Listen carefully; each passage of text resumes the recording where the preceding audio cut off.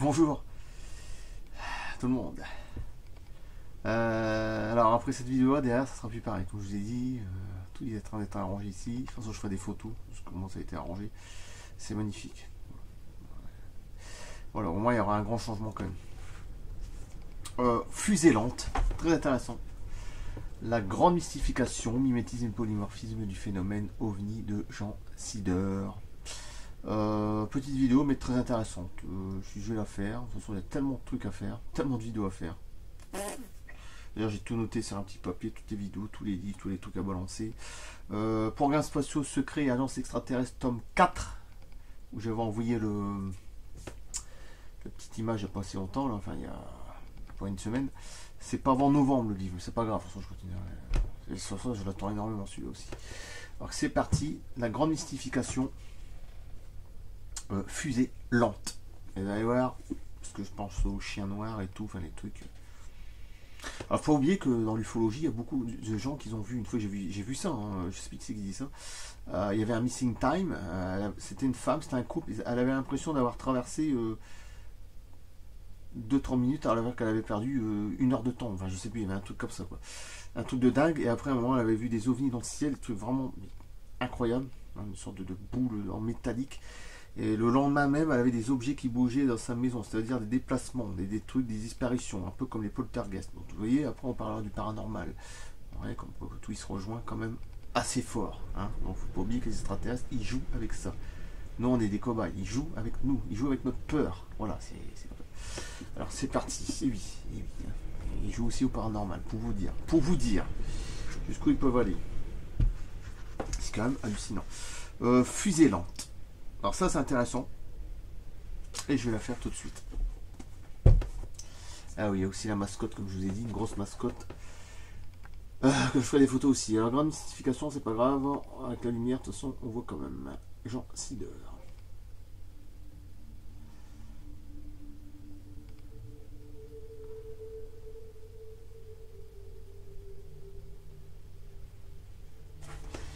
Alors, fusée lente.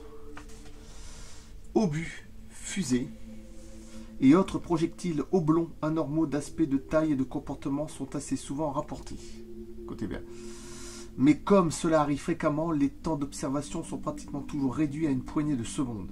Voici un cas parmi d'autres qui comporte deux avantages. A, petit a, il est accompagné d'un dessin de Joël Ménard.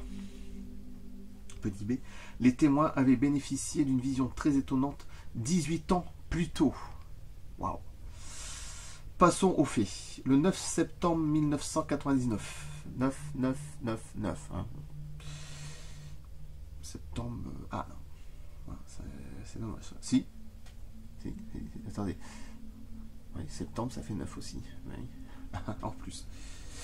Alors ça fait 1, 2, 3, 4. Ça fait 6, 9. 3, 4, 5. Ça fait 5, 9. Ouais. Bon, bref. Aux planches en montagne Jura, lieu dit Les Bosses, vers 21h30. Monsieur Jean-Claude Seguin ouvre les portes de son garage. Soudain, il assiste à environ 150 mètres de lui au passage d'un engin qui rase le sommet des arbres. Mais en avançant, très lentement, d'ouest en est, dans un silence déconcertant. On sait très bien que ces engins-là, c'est toujours très silencieux. Il a la forme d'un obus vert bronze. Il faut imaginer la couleur. Hein. À son arrière se trouve une sorte de faisceau lumineux tronqué, en forme de triangle équilatéral. L'observation n'est visible qu'une quinzaine de secondes, car la chose se trouvait rapidement cachée par les arbres.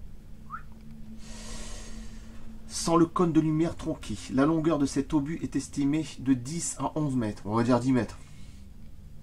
Taille compatible avec la distance évaluée. Monsieur Seguin a signalé à l'enquêteur qu'en novembre 1981, oui, parce que 18 ans plus tôt, ben, forcément 1999, alors qu'il rentrait chez lui en voiture avec son épouse, tous deux ont assisté à une scène ahurissante. Écoutez bien, c'est intéressant. Dans la lueur des phares, ils ont vu en arrivant près de leur maison une sorte de terrasse sur laquelle se tenaient deux très beaux chiens qu'ils n'avaient jamais vus. Donc déjà, ils s'amusent à vous foutre des trucs que tu n'as jamais vus. Et souvent, c'est des gros chiens noirs. C'est souvent accompagné d'ovnis. Hein, comme des hélicoptères noirs pour les mutations animales. C'est pareil. Et c'est toujours noir, hein, souvent. Je sais pas, il n'y a pas dit la couleur là, mais bon. Et qu'on tournait la tête pour regarder le véhicule arriver. Men in Black, ils ont en noir. C'était deux grands chiens à poil ras avec une longue queue. Alors là, c'est pas pareil. L'un plus blanc que neige et l'autre plus noir que la nuit. Qu'est-ce que j'ai dit? Qu'est-ce que j'ai dit? Le temps d'ouvrir la porte du garage, le spectacle s'est évanoui sans laisser la moindre trace dans la neige. C'est-à-dire deux grands chiens, beaux mais très étranges. Hein, si on a bien compris, c'est encore le mimétisme et le polymorphisme des êtres qui les manipulent, hein, entités interdimensionnelles extraterrestres. Cette vision avait beaucoup impressionné le couple. C'était en décembre 1989, en quête de Joël Clair. C'est la première fois, et en plus c'est la description du dessin, c'est la première fois qu'un témoignage de vision pareil, aussi inclassable dans le paysage ufologique, oui parce que c'est quand même inclassable, parvient à notre connaissance. L'absence de traces dans la neige indique un probable leurre mental. La fusée lente des planches en montagne du 9 septembre 1999, c'est dans le Jura. Voilà. De 10 à 11 mètres, on va dire 10 mètres.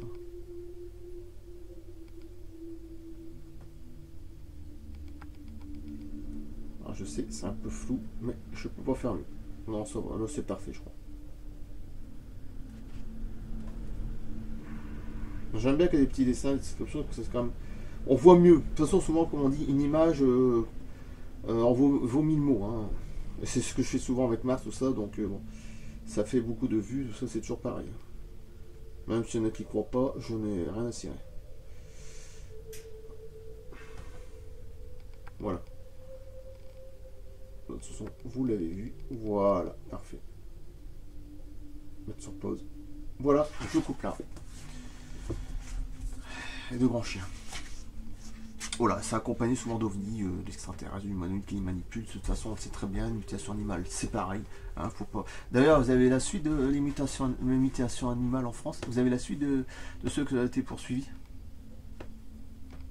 Ils ont disparu, hein, mystérieusement. Mystérieusement. Et je suis sûr que ça continue. Mais ils n'en parlent plus à la télé. Donc voilà. Alors oui, ça peut arriver que peut-être un ou deux, ils ont peut-être, oui, donné des coups de cutter, ce que tu veux, oui, mais pas au point...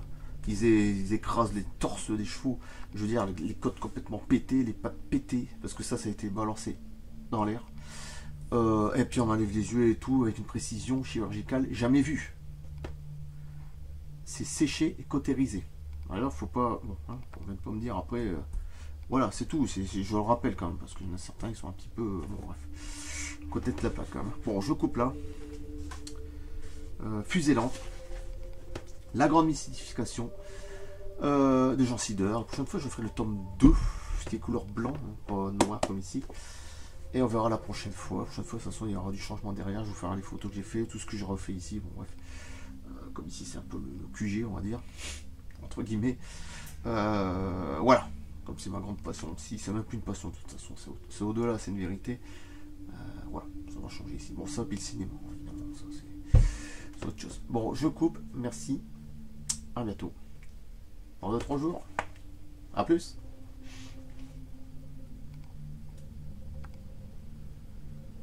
Merci.